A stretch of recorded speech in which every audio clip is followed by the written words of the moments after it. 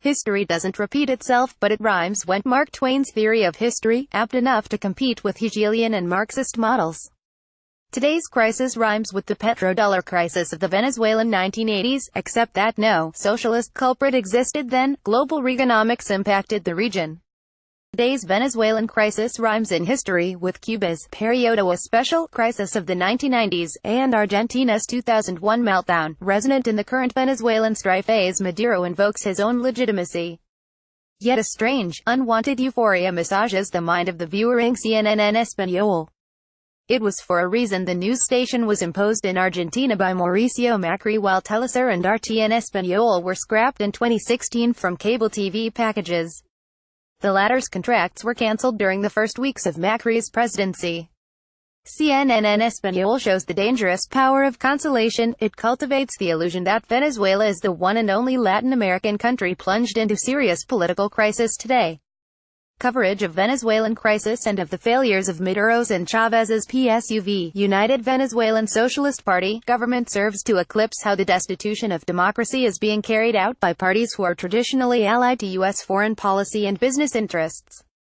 The media outlet serves to induce panic in Latin American masses, either accept neoliberal austerity and reforms, or face the famines and long ration lines of Venezuela. The Brazilian Temercunha coup in Brazil, or the so-called impeachment against Rousseff, was waged mostly by politicians who stand indicted on charges of larceny and corruption, some wanted by Interpol, such as the Paulo Maluf, Sao Paulo newspaper article. Cunha and associates were, like Macri, exposed by the Panama Papers leaf storm, which should have had devastating repercussions for the global neoliberal ascendancy, were it not for the lack of media attention. The post-coup's corruption went unreported by CNN En Español. The news station's pundits upheld the narrative of impeachment, chronicling the overthrow of Rousseff so as to give Latin American business insiders only the information they deem necessary or relevant. CNN on the reaction to impeachment, groups loyal to Rousseff stormed the streets, clashing with the police as the protests became violent, CNN reported, omitting the number of supporters of Rousseff and without questioning the grounds for impeaching an elected president. The effort of the business press was to align and equate Rousseff and Lula with Maduro in Venezuela and with other populist politicians of the Latin American left. Today, pro-business and liberal media equates Latin American left-wing populism with the nativism of the Trump movement. In blitz of news about Venezuela, there are many underreported stories of the state violence and the erosion of democracy in countries whose newly risen parties are among the most vocal critics of Maduro. In Argentina, as of November of this year, the state murder of Santiago Maldonado is a proven fact today. Autopsy report in Pagina 12. The young backpacker and seller of handicrafts was camping with the Mapuche of the Patagonian South in the zone of the river Chubut in order to show solidarity with the indigenous people's protest against the Benetton Corporation. In an illegal raid by the Argentine gendarmerie, officers took Maldonado by force without giving cause for detention, then refused to answer any public inquiry. Santiago Maldonado became the first case of forced disappearance under the Macri presidency, a cause that brought pressure and shame onto the newly elected pro-party after the outcry when former Minister of Culture Dario Loprofito had made statements denying the number of disappeared persons during the regime period.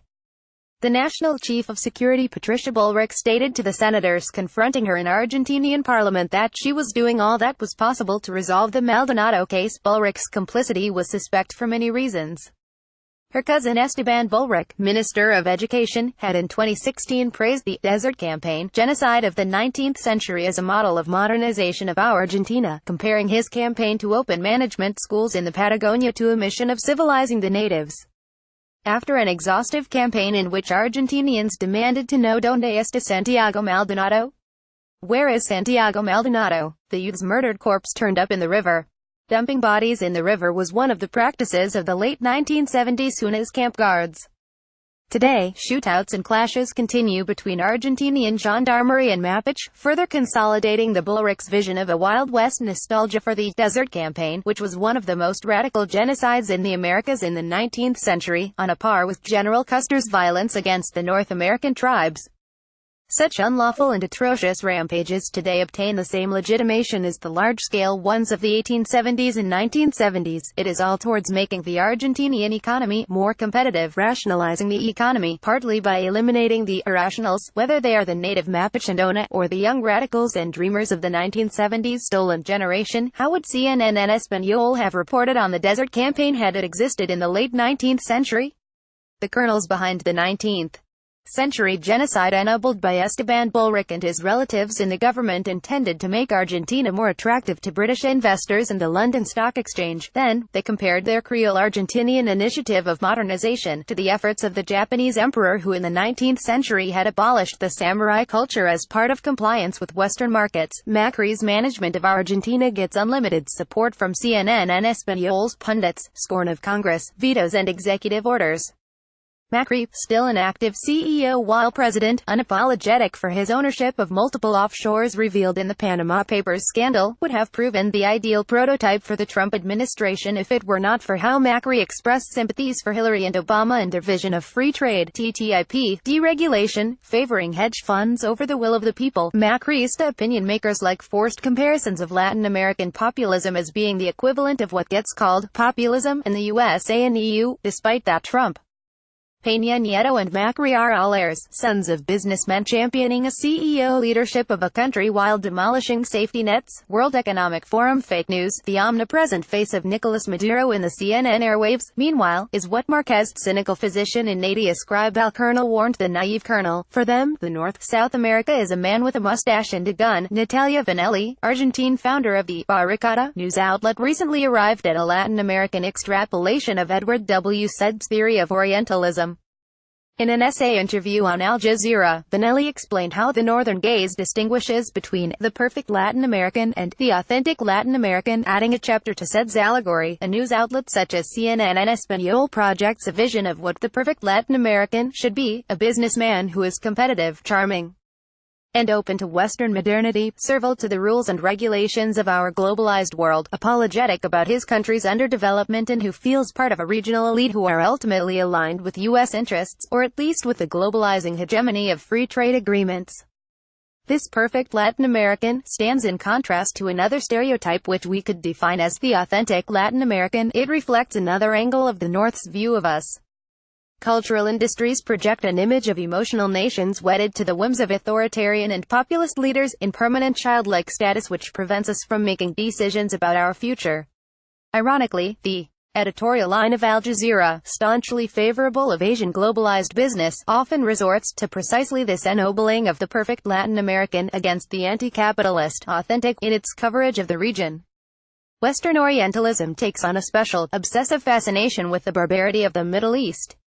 They can marvel at the video spectacle of what a young ISIS member from the Paris banlieue can do with a saw and enough faith without examining the wartime and political causes of such death squad militias as have existed throughout the Third World. The Central American death squads of the 1980s might recall ISIL's beheadings. Such Orientalism simultaneously flattens the map of the other Americas, while the Middle East is inscrutable, old, hoarding a wealth of the world's and biblical heritage under the feet of its cumbersome natives. Latin America is, by contrast, the promised land that never fulfilled itself, with the superficiality once seen in North America by the Old World, but without the tremendous financial and capitalist success brought on by Protestant colonization in North America. The Latin American subcontinent, its peoples and migrant diasporas have increasingly slipped from horizon of global attention into a backstage limbo, a place of negation in the discourses of major powers and media.